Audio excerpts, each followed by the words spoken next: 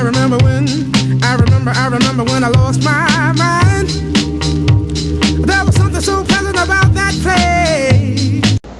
Hello YouTube world, it's Sean again, and I was actually scheduling myself to make a video today of my part 3 response out of 6 to Ravi Zacharias and the Atheist Nightmare. Ooh, got me shaking in my bones right now. I better call out to Jesus.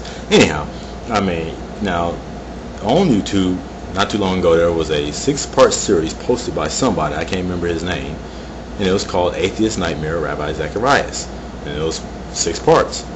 Well, I started doing a response to those 6 parts with my own 6 parts as I went through each video. And today I was going to go ahead and watch the 3rd part and then make comments in response. And I believe there's been other people that have been doing the same thing as well. And now it's funny because all of a sudden that series of videos have vanished.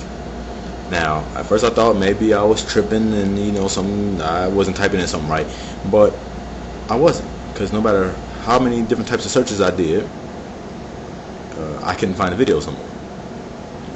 Back in the past, I could go to my own video and it would show on the side those remaining 6-part series of that video, and now it's just all gone.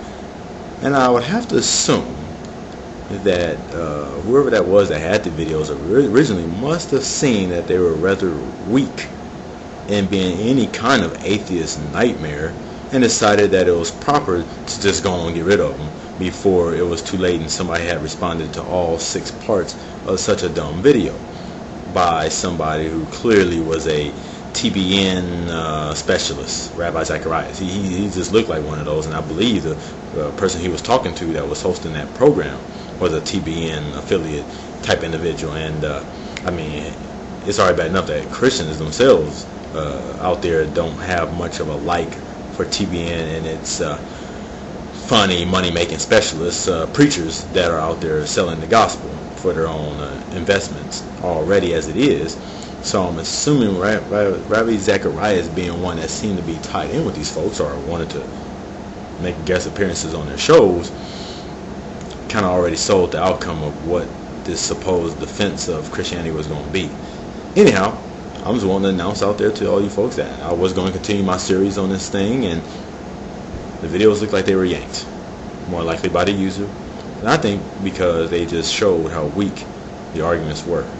Now, I'm not going to be all conceited and say it was myself, because I ain't going to say I had a great and awesome argument against it, but I would say that for whatever reason the user decided to pull them. So that's just interesting. So that's what I was going to do.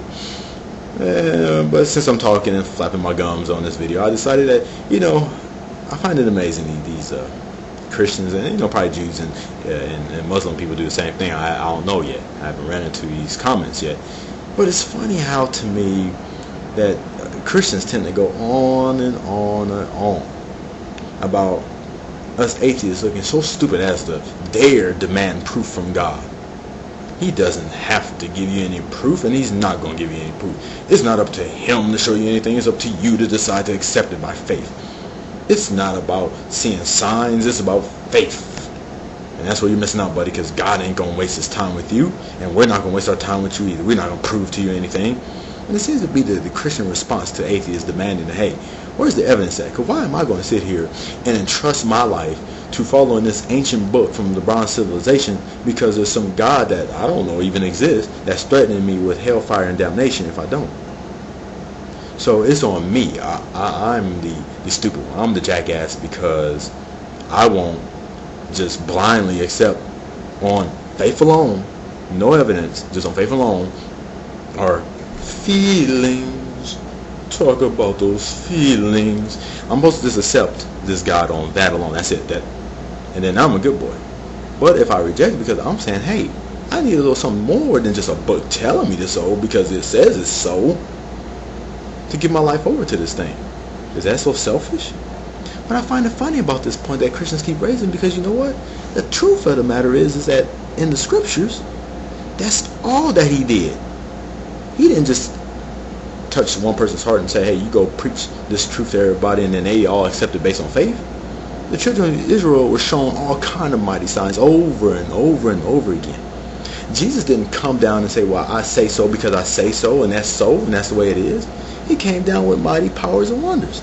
The apostles did not go preaching around Rome at that time in the then known world with just words and say you need to believe, and that's just it. No, my friend, they had all kind of powers and shows and wonders and signs that were displayed. Things that were done in a specific name of Jesus that could be definitely verified had to show that there was power in the name. Notice how when Peter sliced the ear off that one soldier, Jesus just touched his ear and put it back. Wow, that's something verifiable. That's something that can really show that there's a power of God in something, in this name of Jesus. But I find it interesting that in today's convenient times where none of these things are taking place anymore, and nobody, I don't care how faithful they are as a Christian, is walking around with that power in the name of Jesus, which to me seemed to have been promised to believers that they would have power in the name of Jesus. But it seems like nobody today is walking around with this power. They are not capable of doing anything besides these anecdotal evidence of prayer working because it healed this person's cancer over here and it did that over there. Where's the power to really do anything great and special? Something that could be definitely proven to be of God and God alone. Or God himself doing something. I mean, I would say after, nearly 2,000 years, that we'd probably get used something that once again can verify who's telling the truth out of all these thousands of religions and subdivisions within each of these religions saying that they got the truth.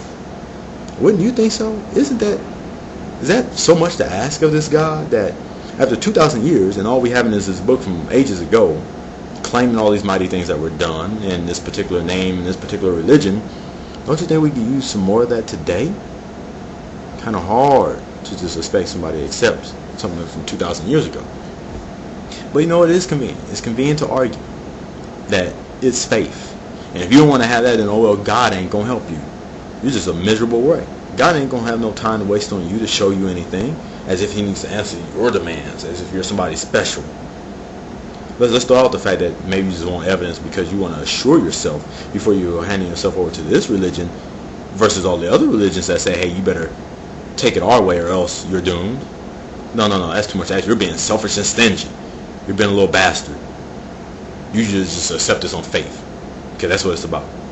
Well, I say, my friends, that's very convenient, given the fact that none of these miraculous, divine, super crazy events are happening anymore on any scale in religion. I think that's a very convenient one. You got to believe on faith. I just want to rant a little bit. This is Sean. Hey, have it easy.